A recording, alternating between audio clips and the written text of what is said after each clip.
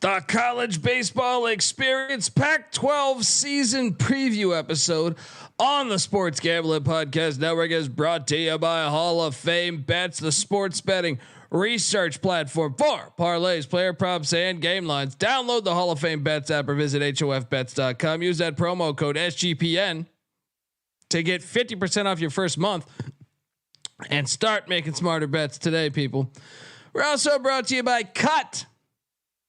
Cut is a peer-to-peer social betting platform that's US based and legal in 40 different states. Head to cut.com. That's KUTT.com. Use that promo code SGPN to get 10% off your deposit bonus there. And we're also brought to you by SGPN's NFL Playoff Challenge, sponsored by Edge Boost. Free to enter, and $20,000 in Edge Boost deposit bonuses is up for grabs. Enter today. sportsgamblingpodcast.com/NFL playoff. Once again, that's sportsgamblingpodcast.com/NFL playoff. And remember, as always, folks, to let it ride. Hey, what's up, you degenerate gamblers? This is Bill Burr, and you're listening to SGPN. Let it ride, baby.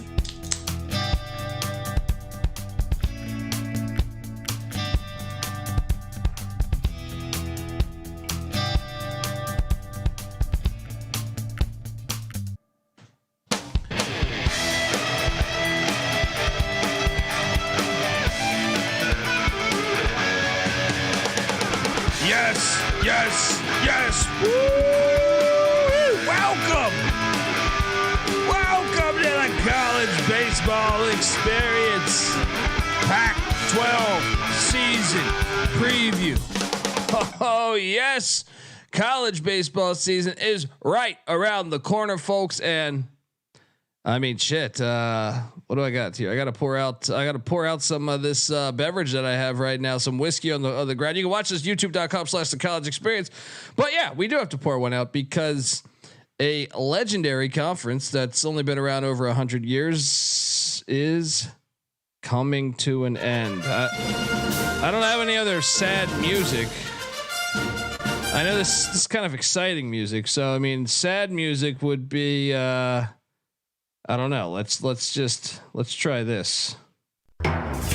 Sad. No more Pac-12. But we get one more year. We get one more year of the glory. Turn back the clock one more time. And folks, if you're wondering who the hell you're listening to, my name is Colby Swinging Database Dan, aka Pick Dundee. That's not a pick. This is a pick. He was raised in the land down under, where a man thinks on his feet, speaks with his fists, and lives by his wits. When Dundee happened, he was a superstar. I'm probably drinking too much and celebrating too much and not sleeping.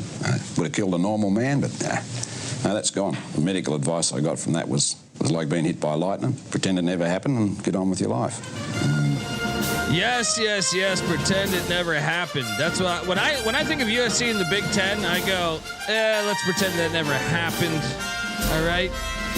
I like regionality in college sports, and I will argue that until his heart stops beating. All right, let's go. Should be a great year. I am joined by, this guy. He former college baseball player himself. And this guy, he knows the game way better than myself. Give it up for the host of the College Baseball Experience, obviously. And a guy that's behind the scenes on the College Basketball Experience, the College Football Experience. He's always doing great shit. He's writing articles over at sportsgamblingpodcast.com. Give it up for Noah Bieniek. How you doing, brother? You're on mute, buddy. You're on mute. I've been on mute this whole damn time. God dang it. What's going on, Colby, though? Like you said, former college baseball player. I'm 3 years removed now from being in a college baseball program. And really all I wanted to do after was like, hey, this is a very undercovered sport. Let's dive into it. And the gambling market continues to grow on it too. So I was like, you know what? I can give out some picks on this too. That sounds like fun. But no, like so for those that don't know, or a background on me, I'm from the North, obviously, which is Big Ten country. So feel a little bit guilty that we definitely kind of shoved the knife through the back of the Pac-12 conference. So on behalf of us, I'm sorry to those that are listening to this, because I would say well-versed in just basic knowledge of college baseball throughout the country, but I do know this is one of the most historic college baseball conferences in all of the land. You got a couple of blue bloods and a couple of new bloods that, even you're talking about USC and UCLA joining the Big Ten, which is not much of a college baseball conference at all. And then you're talking about Arizona State joining the Big 12, which Texas is currently leaving. And then Oregon State's getting completely left behind, and they've won 3 of the last 18 national championships.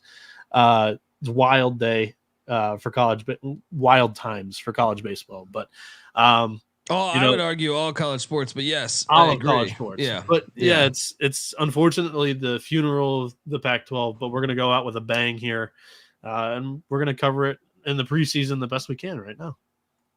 Yeah, let's go. And I see the chat making fun of my hat. There's a story behind that, but I don't put it like this. I am friends with a guy that was the tour manager for a lot of great groups in the early 90s. Specifically for this hat, it was House of Pain. Danny Boy O'Connor, who has the house, and if you ever go to Tulsa, Oklahoma, he bought The Outsider's house, the movie The Outsiders, also the famous book by S.E. Hinton, and he gave me this hat when I visited the Outsider's house. So if you get yourself out there, and I believe that's because this gas station is featured in the film The Outsiders. Anyway. But yeah, those of you guys watching on YouTube, we've got a plain black background that is planning on changing. We're working on it in the background with some design inspirations that we're going with, but rocking with the same background we did last year. Let's roll. Yeah, we might switch it up, but we might not. Who cares? But let's get into this action because, folks, in case you forgot who the fuck is in the Pac-12, it's the same Pac-12 teams. All right, this is not one of these conferences where it's like, Wichita State plays in this conference for basketball, but we're not in for the other sports. Yeah. Army and Navy are in this. I know Arizona State hockey is in the Big Ten, right? So it's all 12 members, the original, the whole Pacific Coast, essentially. 11. No Colorado. Yeah, no Colorado but I heard Deion Sanders is trying to bring back that program. Robert Redford once played for the Colorado Buffaloes baseball team. So maybe they can get some of that Redford money. Fucking Sundance is blowing up enough. But anyway, let's get into this because I am excited to talk baseball. We're going to preview. We're going to go alphabetically previewing all the 12 teams. And with that, let's jump into the Arizona Wildcats. Got a little song ready for you guys. W-I-L-D Cats. W-I-L-D Wildcats. Classic song by the University of Arizona back in the 80s. Look, last year they were 33-26, but they finished 8th in the Pac-12, 3 seed in the Fayetteville Regional. Chip Hale is 72-51 through his first 2 seasons in Tucson. How would you evaluate that right there? Where would you give that grade 2 years into his time in Tucson, Noah? So this one might be, I guess, a little bit personal to me. Like Chip Hale used to be the hitting coach for the Detroit Tigers. For those that I'm from the North, I said originally based in Michigan. So growing up a Tigers fan of Chip Hale's work, and our offense has sucked since he's left. So I know he can be a pretty damn good coach, and he's actually, they've gotten to the NCAA tournament 3 years in a row. And in the 2 years that he was there, NCAA tournament regional appearances are very solid for first and second year head coaches. And he's been making he's had a concerning effort to revamp this program's pitching staff, because that's been the Achilles heel for this team, especially the last 2 years. So Hale hired Kevin Vance away from Boston College to be the pitching coach.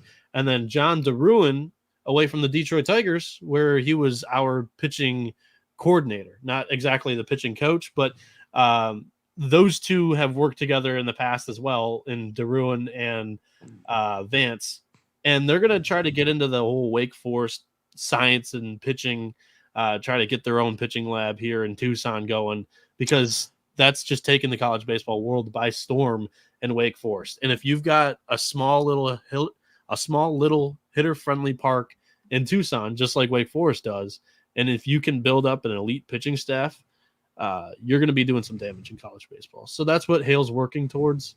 I think he's doing a good job at Arizona. Yeah. And year 3, normally I feel like you really get a grasp of your program by the 3rd year, no matter what, basketball, football, baseball. Now they did lose some starters from a year ago. Chase Davis, Mac Bingham, Kiko Romero, Tony Bullard, and Nick McClawhery. All 5 of those were their best hitters last year. They got drafted in the offseason, and their ace, this one, you're seeing the transfer portal creep into all sports because their ace, Aiden May, transferred out to the Oregon State Beavers in conference for 1 more year. So that's always tough when you lose one to one that's going to be on your schedule. Yeah.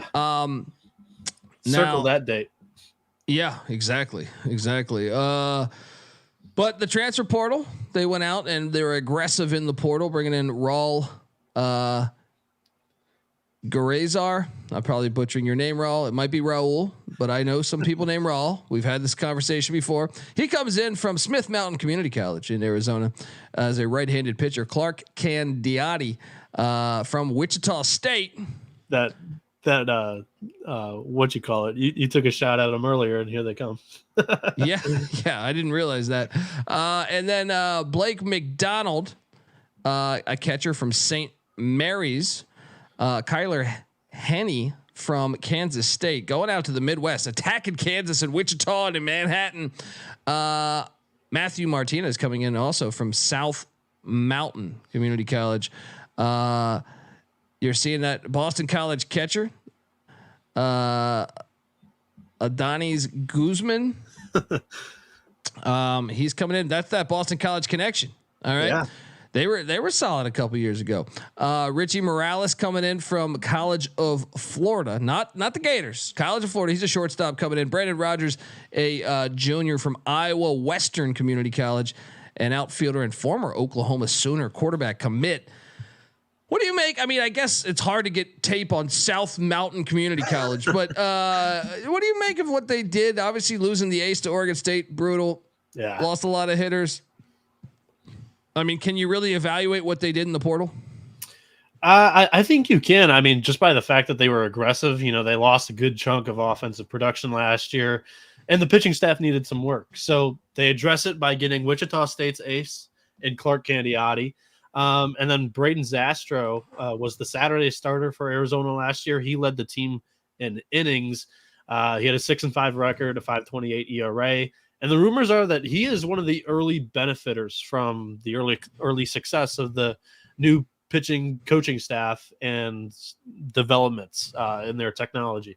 And between new additions on the coaching staff and the transfer portal side of things, I think the Wildcats will be improved on the mound, but they're definitely taking a hit on the offensive side with the couple of losses that they had. 2 offensive returners to keep an eye on, Mason White and Emilio Corona. They were both 2 great pieces. They had good years last year. So I have faith in, Arizona always has a pretty good offense. I have faith in new faces stepping up here.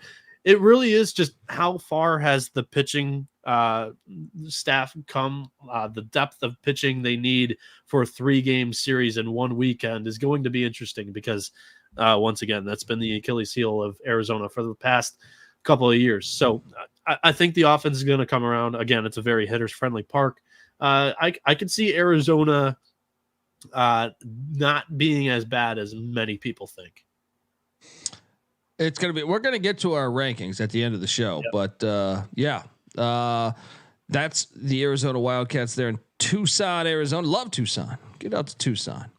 Let's just go right down the road to their bitter rivals out of Tempe, Arizona, the Arizona State Sun Devils. Head coach Willie Bloomquist, 58-55 entering year 3 in Tempe. Obviously, they didn't make the NCAA tournament a year ago. They were 32-23, fifth in the Pac-12. And, Arizona State had a great program prior. So what do you make of 58-55 and heading into year 3 in Tempe? Could you say hot seat potentially? I don't know about hot seat because I think, at Arizona State, you bring in a former MLB guy. He's going to do well on the recruiting trail. But like every time this team stepped up in competition, especially last year, they kind of stubbed their toe. I haven't bought into Willie Bloomquist 100% as a coach yet. Their offense did feast off the bottom tier of this conference, and it was able to propel them to fifth here, but they didn't do enough resume wise to get into the NCAA tournament. So I think the seat's a little hot, but I think at Arizona State, when you're continuing to bring in talent, they're going to be at least happy because Arizona State, former proud program, but they've kind of been in the dirt recently. So I think an NCAA tournament appearance would be a very nice step, but the top 25 freshmen and transfer portal classes just don't impress me as much without the production on the field going successfully, which I haven't seen through the first 2 years.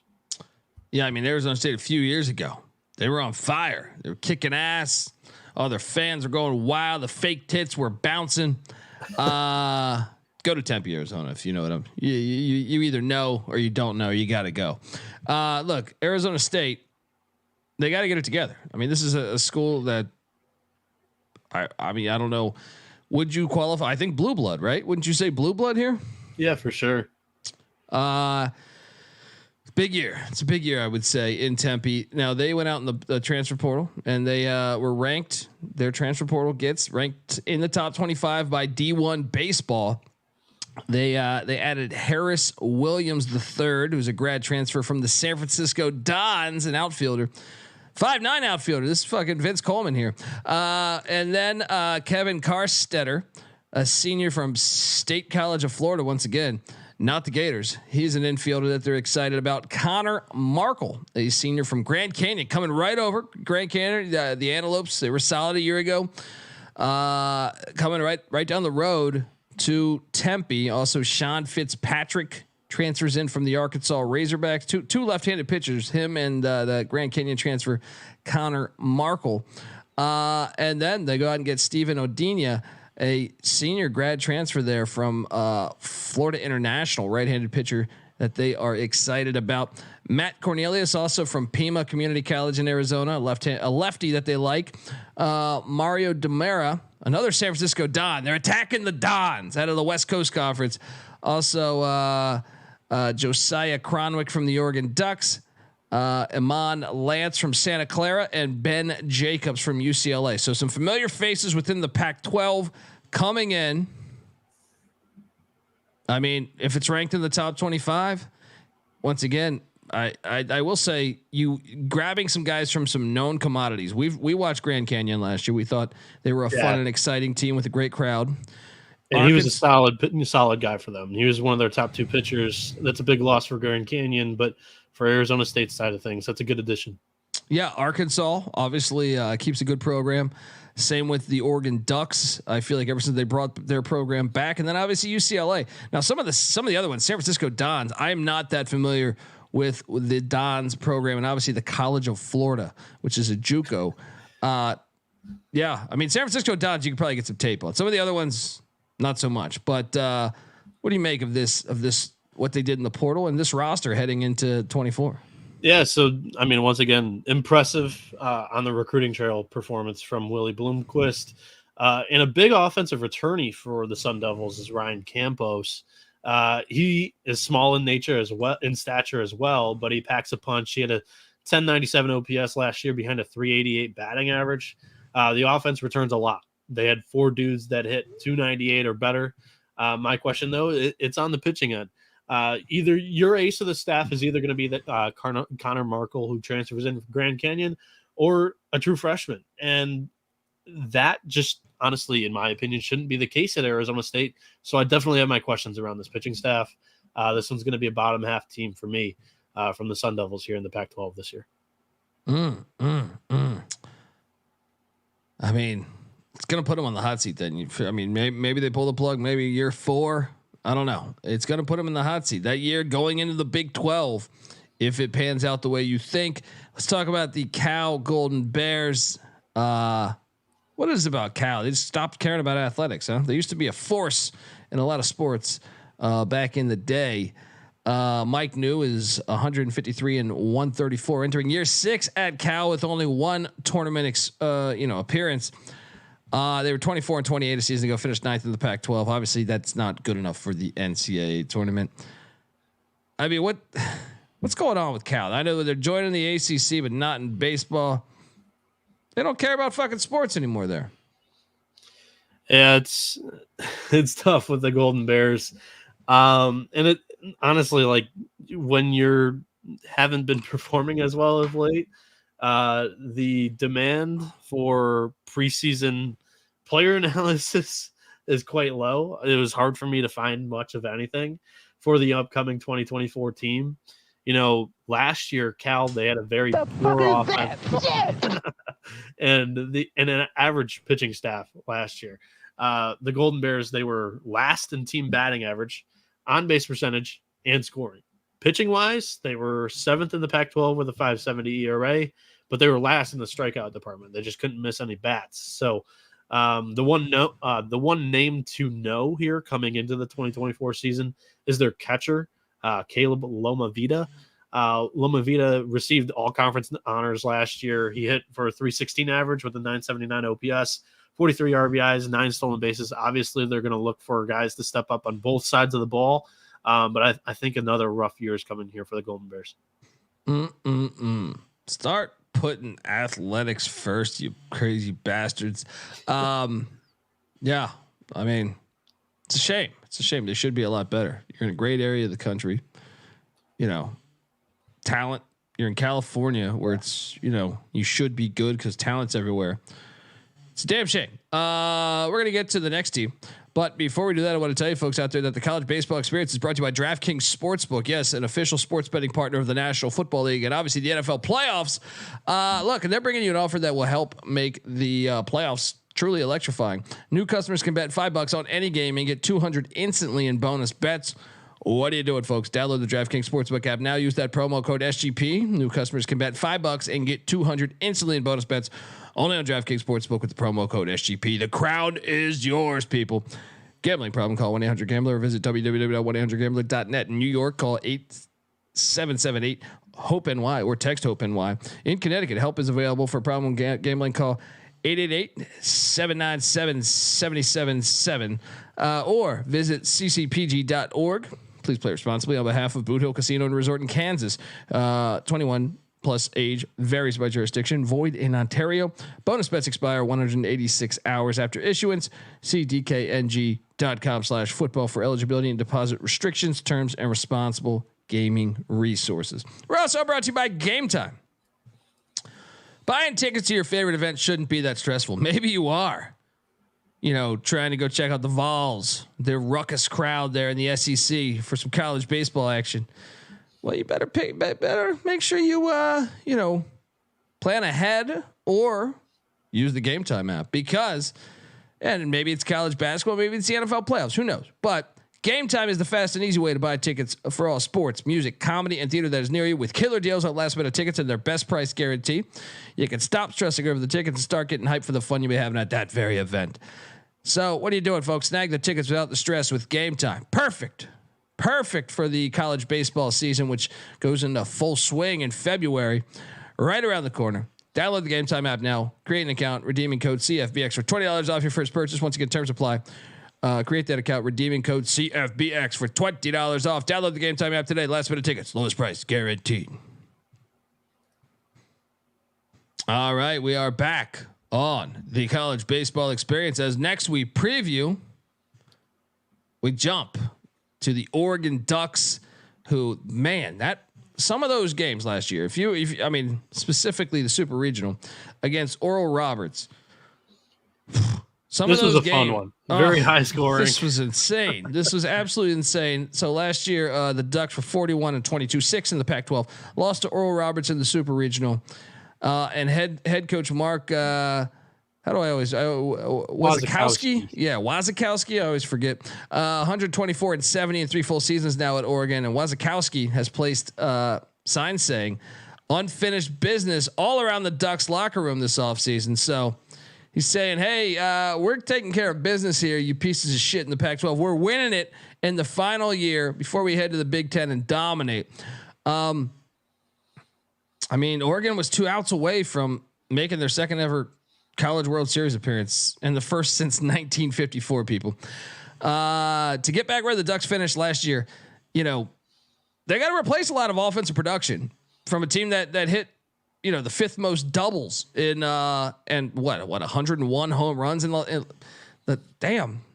When you really think about that, they were putting together a pretty damn good team last year. And they also lost some big time starters. Third baseman Sabin Sabalos, no relation to Cedric. Shortstop Drew Cowley and right fielder Riku Nishida. Can't remember if I'm pronouncing that correctly or not. Anyway, in the transfer portal, they were aggressive as always. Went out and got Mason Neville from the Arkansas Razorbacks, an outfielder. Still got a few years eligibility there too. Justin Casella comes over from the Elon Phoenix there in North Carolina, another outfielder. Jeffrey Hurd, another outfielder from Sac State, right up the road or right down the road. And Kevin Sider from a grad transfer from Quinnipiac, the Aqueduct, right-handed pitcher. They're excited about this kid. And then Brady Mullen coming in, left-handed pitcher, senior from the Gonzaga Bulldogs. Gonzaga wasn't that bad over the past couple of years. What do you make of this Ducks team, man? Yeah, first off, I think Sacramento is a little bit more than just down the road from Eugene. But I mean, compared to Arkansas and fucking Quinnipiac, it's right down the road. Look, I've been doing comedy a long time. I've made that trip. It's not that bad. Yeah. Not that bad. You know what? I think last year the pitching staff kind of held them back, but they dealt with some injuries. I'll start with the pitching staff because I think it's the most important aspect of a college baseball program, and that they have a lot of talent coming back this year. First off, like I said, they had injuries last year, and it threw some freshmen right into the fire when they weren't really expected to do so, and to do much last year. And that's going to help this year's team out a lot because Turner Spoljaric, Matthew Grabman, Grayson Grinzel were 3 frosh that excelled when they got their chances last year. And then even though the earned run averages are rough from some of these guys like Leo Ullman, Jackson Pace, Logan Mercado, they all started plenty of games as well. So Isaac Aon, RJ Gordon, those are the 2 projected top 3 starters for this Ducks team last year. They're healthy again. They're going to reclaim their spots in the starting rotation. Now the sophomores will fill in after that. How Coach Wasikowski, handles all the appetites for these young kids is going to be interesting. But the pitching staff is quickly flipping from the weakness of this team in the 2023 season to the strength of Oregon's team in 2024. The 3 returning offensive pieces that provide hope for the Ducks are Jacob Walsh, Drew Smith, and Bennett Thompson. Walsh was an everyday starter for this team last year at first base, and when he hits it, it goes. But there's some swing and miss in his game. Walsh hit 16 homers with 37 RBIs. He batted .241 with an .802 OPS. He had 75 strikeouts in 62 games. We look to cut that back here a little bit in 2024. And then in limited action, Drew Smith last year was promising. He'll play third base this year. Smith batted .365 with a .982 OPS in 28 games. And then the same thing with Bennett Thompson, who batted .340 with a .1015 OPS in 33 games.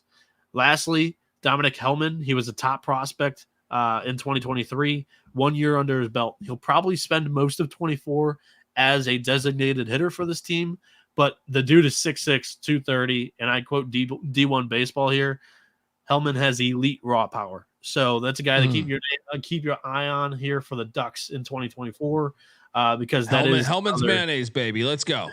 That is another hitter-friendly park up there in Eugene. So, yep. So yeah, I mean, they should be a fun watch again this year, I think. And I love those civil wars they have with the Beavs. I'm disappointed in Oregon for jumping to the Big Ten with this bullshit, but let's talk about those Beavs because I think they're everyone's rooting for the Beavs, just like they were in football. I feel like they didn't get it done. They were right there. They were a damn good team, but they didn't get it done. And we're rooting for them in basketball, and now with baseball as well. I see Big Baller in the chat here, folks. Remember, you can watch this youtube.com/the college experience. Oregon State is built to win this league and make a run into the postseason. Yes, and I think we're all hoping for that. You look last year, Oregon State, obviously such a great program. 41-22 in the Pac-12, lost it in LSU's regional. And Mitch Canham has done a great job, played for Oregon State back in the day, winning national championships in the 2006, 2007. He's yet to get to Omaha in his 3 full seasons, and I think that puts a lot of pressure on him, specifically this year. Last year in the Pac-12, and it's a shame because the program's getting left behind. And I know that they're most of their athletics are going to join the WCC. Their football is the Pac-2, but alliance to the Mountain West, and baseball is going to go independent. Correct? Yeah, so they're either going to join the WCC, or we're hearing there's a possibility they go independent. Independent's definitely going to help out their at-large chances because they'll have, choice of scheduling for every week of the college baseball season, which of course, being that they're Oregon State, they will draw attention from SEC schools, Big 12 schools, Big 10 schools to play in non-conference to bolster up some strength of schedules. Because as of right now, RPI still, runs the country, and RPI is mainly strength of schedule, opponent's strength of schedule, and opponent's strength of schedule. And that's how these teams are getting sorted into the NCAA tournament. So it's a little bit of a sham, but Oregon State is going to be a demand if they go to independent. And if I were them, I would. Yeah. I think all these schools, fuck these conferences. Everyone should go independent in all the sports. Keep it regional. I'm with Chip Kelly. He said that.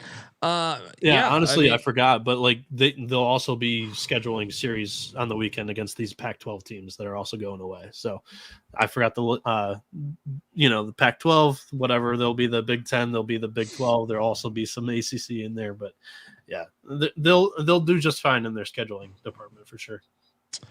Yeah. It's gonna be. You just think about this program. Back to the days of Pat Casey. The hell's going on here? Look, they went out and they brought in a big transfer portal class, ranked 19th in the country by D1 baseball. Elijah Hainline coming in, junior from Washington State. Oh, going to your rivals. The other school getting left behind. From Pullman to Corvallis. The gunshots. Yeah, I have that somewhere here. I think that does call for, but I feel like this is just happening. The Pac-2. Yeah, even worse. The fuck is that?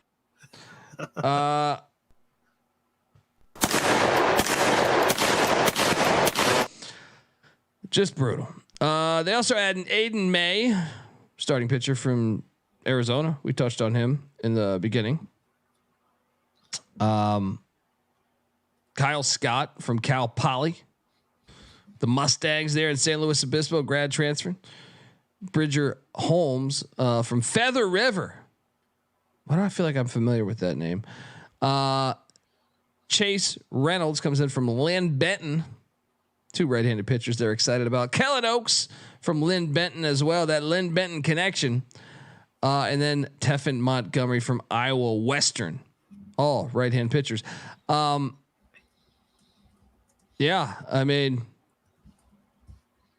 You got to be excited about their chances this year, especially knowing their final year. You kind of just hope they kick everyone's ass in the Pac-12.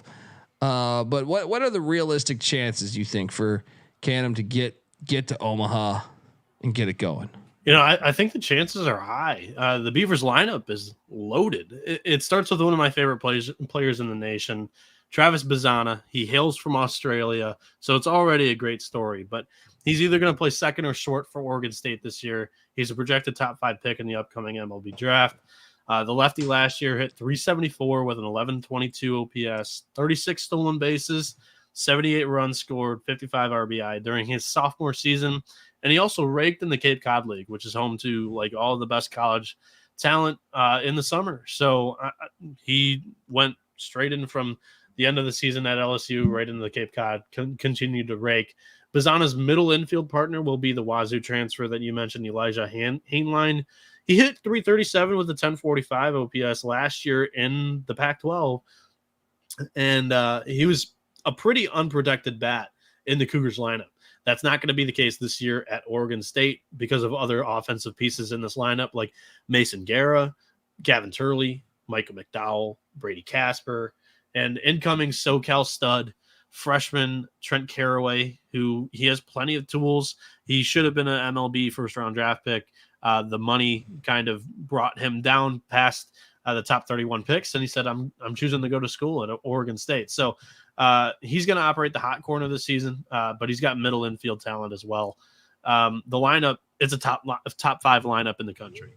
The pitching staff, though, it was the issue last year. We're going to see if it improves this year. Last year was specifically the lack of depth. Here, the early rumblings is that some of the transfer additions have given the staff some good depth, but in my opinion, still the starting rotation lacks some top end talent to make this one of my national title favorites this year. The biggest loss for the Beavs from last season was their ace Trent Sellers. He was a guy that had strikeout stuff. Aiden May comes in, the projected Friday starter for this team, and he comes in for Arizona. He can bring the heat, but he had a 6.33 ERA last year with the Wildcats, and that was in the Pac-12. So a lot of these teams already know what he does best. They already have his scouting report. Jacob Kmatz and Jaron Hunter, they're both returning. They were both in the starting rotation last year. They'll both probably still be in that rotation this year, but they had very untimely injuries last year, causing them to not be able to pitch during the LSU regional, which, they were able to get to the regional final, but they ran out of pitching when they were playing LSU. And that's not exactly the team that you want to be lacking arms against. So I'm a big believer in Jacob Kmatz. I think he could maybe finish as the Friday night starter for this Beavers team this year and one of the best pitchers in the conference. But yeah, I was a huge fan of Pat Casey growing up because he built this Beavers program from the ground up. And, me personally, also being from the North, I'm trying to relate to some college programs when I was growing up playing baseball, and you're located in just a shitty weather area, cold and rainy all the time in Oregon. Corvallis, just a college town, below average baseball facilities for this team. And back in the 90s when Pat Casey was building this thing up, you would have never expected this program to win 3 of the last 12 national champions or 3 national championships in a 12-year stretch, but they did. And I'm pulling for Oregon State to be able to do it again in the last year of the Pac-12. We'll see if they can. I think they're in the conversation to get to Omaha. I don't know if they'd be one of my favorites to get there, but usually there's one from the West Coast or just western side of the United States. This would be the one that I favor. Yeah, everyone's rooting for them. Let's go. Let's hop on over and talk about the Tree Huggers, Stanford Cardinals. I had a great sound drop. I can't find it right now, but look, Stanford, obviously they're jumping into the ACC as well. And Stanford in the Atlantic Coast Conference. The fuck is that? Stanford was nasty last year. They were fun. They were a fun watch. I remember they were better in the Jello Challenge than I thought they would be. They still weren't good. I can't remember that nonsense. I feel like they beat somebody that I didn't think they would be able to beat. Anyway, look, Stanford last year was 44-20. They finished first in the Pac-12, and second in what were they? They went 2 in barbecue in the College World Series last year. They went 0-2. They got bounced. Did they? Early. Why did I think they won one? They had an extremely tough draw. They played Wake Forest game 1, and then they were forced to play Tennessee in game 2. Oh, they could have won that Wake game too, man. But they were leading it for a little bit. Yeah. David Esquire magazine. You know what I mean? He's this guy. Esquire, he's nasty. 226-92 through 6 seasons. He was also on Stanford's national championship team back in the late 80s. David Esquire is one of the most respected coaches, I think, on the West Coast. And look, 3 regular season Pac-12 championships, a Pac-12 tournament championship, 5 NCAA tournament appearances, and he's led the Cardinal to 3 straight College World Series appearances. Yes, 2021, 22, and 23. Can he keep that momentum going for him? They lost a ton.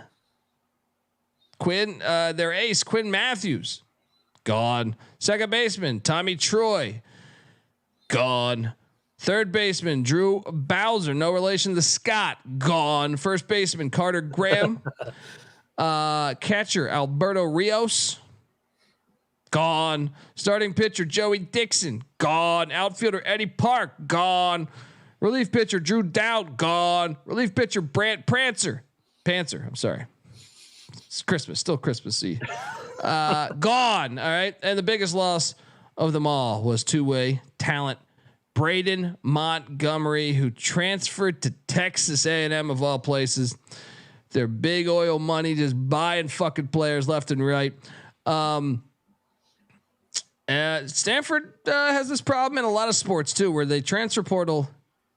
It's hard. They don't give a shit about sports. So if you don't have the grades, you're not coming here. Those academic standards are a little bit high, but they were able to get somebody I think they should be excited about. Freshman All-American Brandon Larson from UC San Diego, first baseman. Okay, now you're talking to me. Also, Cassius Thomas from Duke, a right-handed pitcher. Just go right to one of those other blue blood academic programs, eh? Yeah, Duke to Stanford. How do I pronounce it? Is that Cassius or is that might be Cassius? Yeah. Anyway, they lost way too much, right? No way. They lose a good chunk. Most of last year's team, the core of the 3 straight Omaha appearances as well. But I don't doubt Esker. I mean, like, the recruiting classes are never pretty, but all of a sudden you get new names and faces popping up. And once again, like, they're a ranked program in the top 25, and it's just like, they're going to keep chugging along. So on the mound, Stanford, they only returned 21 of last year's 64 starts. However, that could be addition by subtraction. I thought the one weakness of this team was the pitching staff. Obviously, Quinn Matthews was a dog, but outside of him, that senior class was kind of, holding them back a little bit on the mound for sure. Matt Scott and Nick Dugan return, and they're going to be the most relied upon pitchers for this season. Scott, he's 6'7", he's a monster. He's 240, throws in the high 90s, and was the top option from the bullpen last year. He had a 5.10 ERA, 62 strikeouts, 67 innings pitched, and he kept opponents to just a 227 batting average against him. And then with Dugan, he pitched 61.2 innings, started 7 games with a 7.30 ERA, 63 strikeouts, 29 walks. So the pitching staff is going to need to improve this year. And you hope that Scott and Dugan are able to just evolve their games throughout the offseason this year. Stanford's defense behind the rough pitching is going to be their calling card this year. The infield is actually going to be starting 3 shortstops by trade across the middle infield and at third base. The lineup is going to feature 2 boppers and catcher Malcolm Moore, who was one of the only big bats returning from the College World Series team from last year. Malcolm Moore slashed for 311, 564, 386 last year with 15 home runs, 63 RBIs. And he played on the USA baseball collegiate national team in the tournament last year in the summer. And then Brandon Larson, like you mentioned, this is a guy they should be excited about through the transfer portal. He's a sophomore. He's a big guy who also hit 295, 10 homers, 45 RBI in his freshman year with the Trojans of UC San Diego. So I think the bottom line here is that the Cardinal doesn't look as sexy on paper as everybody else, like the UCLAs, the USCs, the Arizona States of the world. But just David Esker is one of the top coaches on the West Coast, and he's a manager that we shouldn't be doubting. So I think no matter what, he's going to have this team finishing in the top half of the Pac-12. Sorry, just where they do is up to the pitching of this team. Truly, you all-American son of a bitch. All right. I mean, look, I'm not high on him. Maybe the culture is that high. Not high on him. Let's go down to Westwood in Los Angeles. I was just on this campus the other day. The UCLA Bruins. Disappointing season last year for John Savage, who's been at UCLA since fucking John Wooden. He's in his 19th year at UCLA. He's 636 and 408 overall, and one tie somehow. 28 and 24 a year ago, 7th in the Pac-12. Did not make the NCAA tournament. They have a big time recruiting class though. And can they live up to the talent? We just saw their basketball team get destroyed tonight. Subscribe to the College Basketball Experience. Last year, I know that you could blame it on injuries, right? The two of their top 3 starting pitchers, 4 starting position players, all injured. Can the Bruins bounce back into contention in the final season of the Pac-12 is the almighty question. They're going to have to replenish a lot, right? Their entire pitching staff is gone, losing 9 pitchers to graduation, the MLB draft, or via the transfer portal. But they did go out right down the road in Malibu, California, and got Quint Landis, catcher from Pepperdine. Also Rashad Ruff and Tough with my Afro Puffs. Wasn't that a song? That was a song back in the day. Coming in from Coppin State over there in Maryland. Grad transfer, right-handed pitcher. All right. I mean, sell me on why this team is for real this year, Noah. I don't know if I can. Like, I've had a tough time over the past couple of years getting a gauge on how good the Bruins are, because year in, year out, the last since COVID, I'll say the offense has just lacked the pulse, honestly. UCLA, they consistently bring in good recruiting classes, good transfer portal classes, and preseason expectations get placed upon the program, and they just don't live up to it lately. Like 21, 22, 23, all kind of the same story. Last year, it was the culmination of UCLA as they just completely fell flat on their face. All I can say really is that, the Bruins do look good on paper. I'll say that there's talent up and down this roster. A couple of notable freshmen from that top recruiting class. Rock Chalowski, he was another name that was supposed to be drafted high in the MLB draft. Don't get the money that you want. Let's go to school. I think actually he immediately said he just wanted to come to UCLA, refine his game, and then Dalen Reyes as well. So I've heard great things about this team, but this is a team that I want to see play out throughout the season. I can't get myself to buy in on the Bruins until they show me, that they're for real for the first time outside of the COVID year, in my opinion. I agree. They lost a shitload of talent from the pitching staff last year. That's the strength of this program. We'll see how they're able to rebuild that. Yeah. Yeah. All right, folks, I want to tell you that the College Baseball Experience is brought to you by Cut. Cut is a peer-to-peer social betting platform that's U.S. based and legal in 40 different states. P2P social betting is a new and better way to bet. Bet directly against your friends or other users on sports, politics, pop culture, and other events with verifiable outcomes. Plus, tons of fun social features that will give it a feel of a betting social network, so to speak. Cut offers lower VIG and fully customizable odds. You can create your own bets.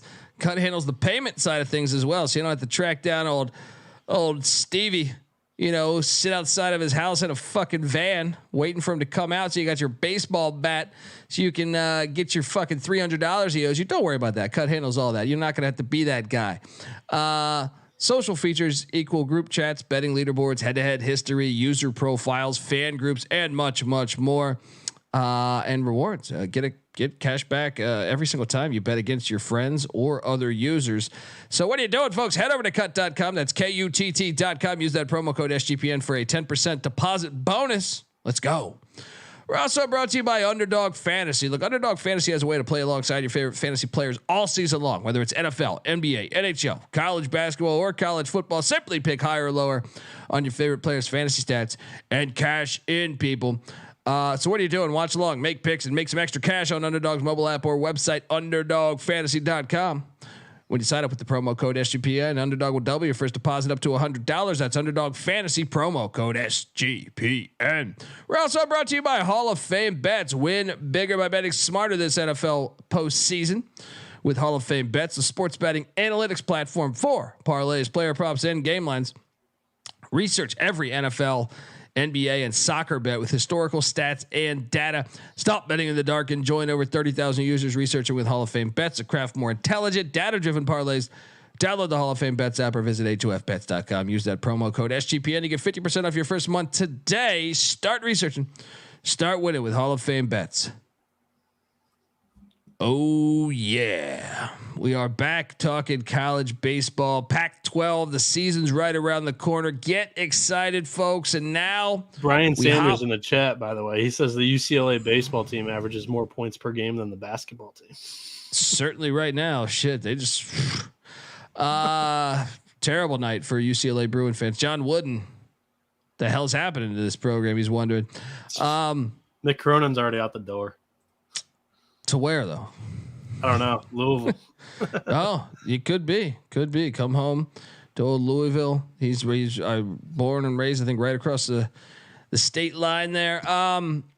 Let's talk about USC, private school pussies, of course, but hey, they are a blue blood, so to speak, or were at one point, right?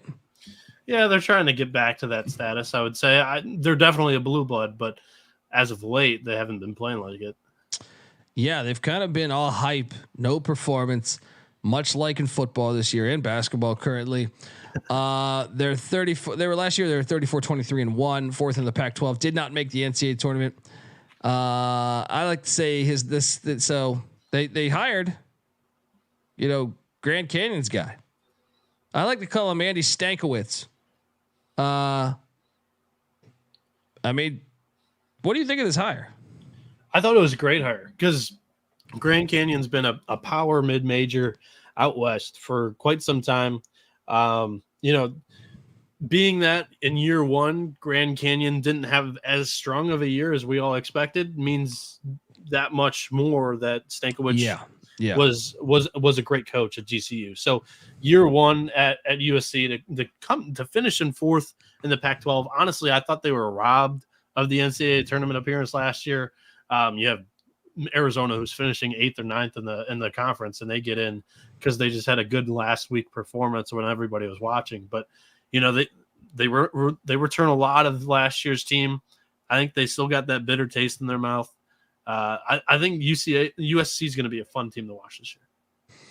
Yeah, I mean, maybe I'll head over to some games, but returning 90% of your team from last year. That's a good sign. Went out in the portal. They also brought in Chris Brown, senior from UConn. Is he the singer? Hopefully not. And Jared Fikes from Santa Clara, grad right-handed pitcher. Brock Blatter coming in from Alabama. He's a sophomore right-hander pitcher that they're excited about. Also, Xavier Martinez coming in from CISA and the Matadors, a right-handed pitcher right here in the Valley of California. He's coming in. They're excited about them. A lot of hype surrounding the program, and maybe it could be a special year for the Trojan men. Yeah, I mean, kind of think this team's going to be at the top, right? Yeah, I think so too. I mean, they overachieved expectations in year one under Stankiewicz, and it was a very young team too. They bring a lot of guys back from last year, like you said. 7 returning starting position players and a couple of key arms from this team. First off, I like to start with the starting rotation, top to bottom, defensively. I think that's where you win ball games. And they returned the entire starting rotation from a season ago. Caden Aoki, Tyler Stromsburg, and Eric Hammond, they're all back with Deuce Robinson, who is the Trojans' go-to guy out of the bullpen. Stromsburg, he was the only guy of those 4 that had an ERA over 5 with a 5.23. But at the same time, he threw the most innings for this USC team last year. And then Caden Aoki, who transferred out of Notre Dame after their College World Series run under Link Jarrett, who left for Florida State. He then transfers over to USC last year. He breaks out with the Trojans, 2.98 ERA, 52 strikeouts. 20 walks in 63.1 innings. And then Eric Hammond, kind of the guy who doesn't get as much shine as the other two starters. He had a 4.82 ERA and 14 starts. So this is a very good pitching team. And at the plate, USC returns 3 guys that batted over 300 with an OPS north of 830. Austin Overn is the star in center field. Overn is coming off of a great freshman year with a 314 batting average, 932 OPS. He had 14 triples last year and 16 stolen bags. Bryce Martin Grudzielanek, forgive me, that's a mouthful of a hyphenated last name, but he's going to play shortstop for the Trojans this year. And also his partner in the middle infield from last year, Ryan Jackson, he was the shortstop last year. Those two are just going to flip positions this year. Martin Grud, I'm going to call him for short because the last name's a mouthful. He hit 302 with a 369 OPS last year. And overall, like the offense is very, very, very good. They return a lot of the production. They lacked a little bit in the power department. If they're able to develop some over here through the 2023 offseason into the 2024 season, they already have the great defense. They already have some top-end pitching that should make up for the lack of power. But if they're able to add power, this team turns in from just being a top 3 team in the Pac-12, in my opinion, being a tournament team, to all of a sudden they can make damage in the tournament. Or they can cause damage in the tournament. So I think USC, at the very least, is going into the NCAA tournament this year for sure. There we go. I mean, kind of hate to back the Trojans, but I mean, and by the way, like the T-shirt that I got, you can get it in the chat. The College Baseball Experience. It's Trojan colors, coral. Okay. There gold. you go. Go ahead, get it in the SGPN store now. I might have to go catch a game too and wear one of those shirts. College Baseball Experience. Get the SGPN app, folks. Go to sportsgamblingpodcast.com. You'll see all of our great gear. Promo code playoffs right now is that's running true. 15% off in the SGPN store until the end of the NFL playoffs. So if you listen to this playoffs throughout any of the preseason, as long as it's like I think the Super Bowl this year is like the 15th or. Yeah, I think it's the 15th. No, it's the 11th or something. Yeah, I think it's the week before. Yeah, college baseball season starts on the 16th, I believe. Forgive me, it's like 36 days away. I can't remember the exact date currently, but I mean, there's only like a week in between. So if you're listening to this during the preseason, go ahead, head over to the SGPN store. Let's go. Next up, we got the Utah Utes. Mormons play baseball? I don't know. Gary Henderson. He's 48 and 59 in 2 years in Salt Lake City. They were 22 and 32 a year ago. Last in the Pac-12. Did not make the NCAA tournament. That's not good for business. Next.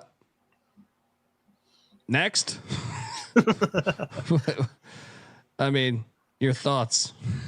So the Utes, they have a very large ballpark. So typically we see Utah have an average to good pitching staff with an average to bad a lineup. But last year their pitching staff got smacked around, and that is what caused their last place finish in the Pac-12. Dead last in conference team ERA with a 7.15. That's rough. They also had the third least strikeouts, so they were getting hit around. They weren't missing many bats. The Utes also finished 9th in team batting average with the lowest team OPS as well. So if you're giving up plenty of runs and you're not scoring many, take your pick on whether returning production for this team is good or bad this year. Yeah, he felt like shit afterwards. Everybody's booing the shit out of him, but he worked his ass off. But yeah, I mean, Utah, they returned the 2 leaders on the team in innings pitched last year. But like I said, is that good or bad? I mean, you're bringing back Bryson Van Sickle, who's your Friday night guy. He had a 5.59 ERA, and then Merritt Jones, who had a 7.65 ERA. Both those guys led your team in innings. They're both coming back. Welcome back, guys. It's going to be an uphill climb once again for the Utes to make the Pac-12 tournament, if at all the NCAA tournament. But I think any positive signs that you can draw from this Utes team, it's only building blocks for the Big 12 as they transition from the Pac-12 to the Big 12. All right, moving along. We talk about the Washington Huskies, 35 and 20, third in the Pac-12, 3 seasons in the Stillwater Regional. Jason Kelly, former LSU pitching coach, entering year 2 in Seattle.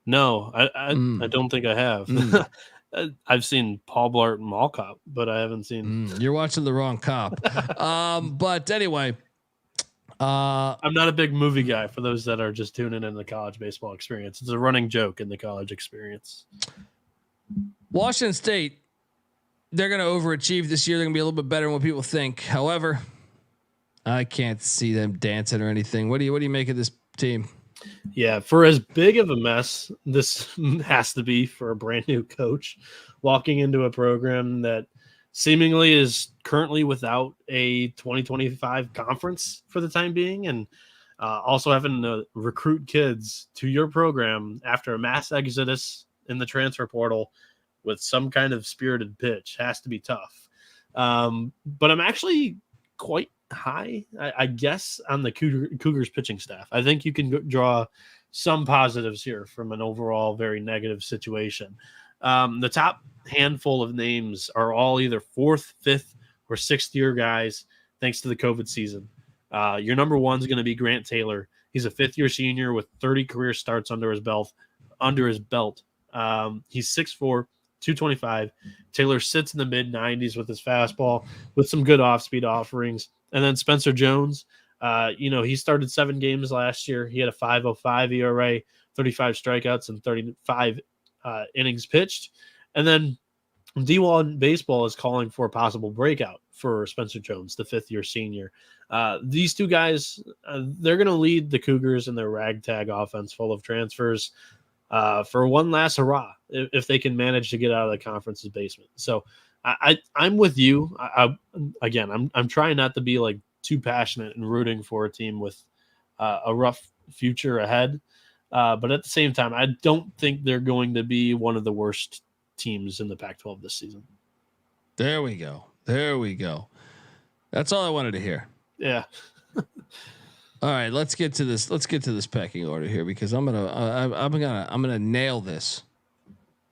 All right, folks, and remember we're previewing next week. We'll have a different conference for you. I think we might do SEC right next week. We're gonna do So every Thursday you can expect a college baseball experience show coming at you.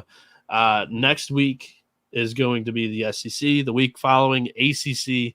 The week after that, the Big 12 with the Big 12 college experience. Those guys will be joining us for that show, and then we're going to wrap it up with the Sun Belt because who cares about the Big 10? Ooh, shots fired. At my own conference. So last we know is Utah, right? Yeah, I have Utah last. Second to last, I think we can agree is Cal, right? I have Cal 10th as well. Now it gets a little tricky. 9th.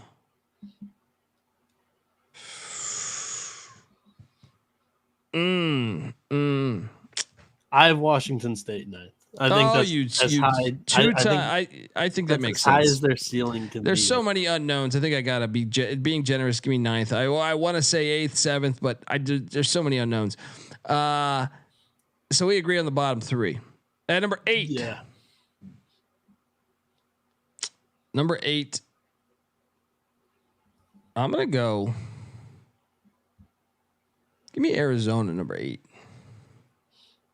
I'm gonna go with their sister brother school. I'm gonna go with Arizona State 8.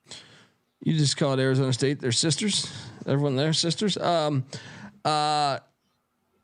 mean I can see any of these like the pecking order right around here. I think the Sun Devils though have a breakthrough year a little bit.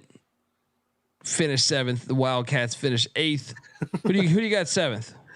7th. I'm just gonna trade spots with you. I got the Wildcats 7. All right, at 6. I think you got to go Washington, right? Yeah, I have Washington 6th. I want to believe in Jason Kelly, but overall, the returning production for this team is quite low. So I need to see it to believe it, and they could turn into a cash cow this year if they start to overachieve some expectations. And then at number 5. Give me Stanford. I think I have a little bit more faith in Esker that he's going to get this team into contention. come the final couple of weeks of Pac-12 play for first place, I'm going to go with UCLA. I just think that team's really young. And also, this is another team just like Washington that I need to see them perform on the field before I can put belief into them. All right, at number 4, I will go UCLA. Your UCLA Bruins. So you got a 4. Yeah, we just flipped them again. I think this is as high as I can put Stanford, because the other 3 teams, they bring back a lot of talent, and you have Oregon that went to the Super Regional last year, Oregon State, who I really believe in, and one of my favorite programs in the country, and a dark horse that I have. So Stanford 4. All right, and then at number 3 for me is USC. Look, they never live up to the hype. Let's go.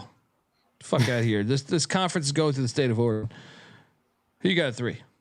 I'm going to go Oregon. I think they lose a good chunk of the offense, which was what they were, really great at last season. The pitching, though, I'm banking on them all really kind of improving from, years where most of the guys were thrown into the fire. They're getting a couple guys back from injury. Give me Oregon at 3. At 2, I have the Ducks, and at number 1, you better believe it, I got the Beavs. Get this bullshit out of here, Ducks. Fucking over your longtime rival all for some fucking bullshit money. You got Phil Knight. You got fucking, you're sitting over there saying you're doing it right. We need to go to the Big Ten because of money when you got fucking thousands of 8-year-olds building fucking shoes in Cambodia for you. Get the fuck out of here. Beavs, take down the Ducks. Win the Pac-12. What are you doing here? It's a nice prediction, because I could totally see that. If Oregon is able to just replenish on offense, I'm going to go with USC because they returned 90% of their team from last year. That had a good finish in the Pac-12. They're 4th. I thought they were robbed of an NCAA tournament appearance. This kind of feels like a year where they play pretty spirited. Give me the Trojans at number 2. Basically because they bring back their entire starting rotation as well. And at 1, I've got Oregon State too. I think it's a combination of young talent that's coming in, also good culture. Nice Beaver. Also, the pedigree of the program, the uncertainty about the future of the program. And I think this is a year where just put on your Superman cape. Travis Bazzana, he kind of leads this team to, I'm hoping Omaha. I'm really hoping that the Beavers are able to join the party again under Mitch Canham, get to Omaha, and kind of just celebrate that program for what they've done over the last 2 decades, because who knows what's going to happen here. So I really like Oregon State. I think they're a top 10 team for the season. Getting to Omaha is extremely hard. As we saw 2 years ago, they were my preseason favorite to win it all. One of my preseason bets, and they fell apart in the Super Regional against Auburn. I think this is the year they do it. Let's go. Let's go Beavs. And let's go college baseball experience. We're back. We're in full swing. Shout out to the 77th episode too, the Pac-12 conference. I'm saying 77th. Let's go. Give Noah Bieniek a follow on Twitter at NoahB77_. He writes a lot of great content regarding college baseball as well. I'm on Twitter at the Colby D. The college baseball experience is on Twitter at TCE on SGPN. Also subscribe youtube.com/the college experience. You can watch these shows. We're just getting started. Brand new year, final year of the Pac-12. All right, folks, until next time. This is the college baseball experience. Like I said, next week, SEC preview. Buckle up. You better start thinking about yours. And we out of here.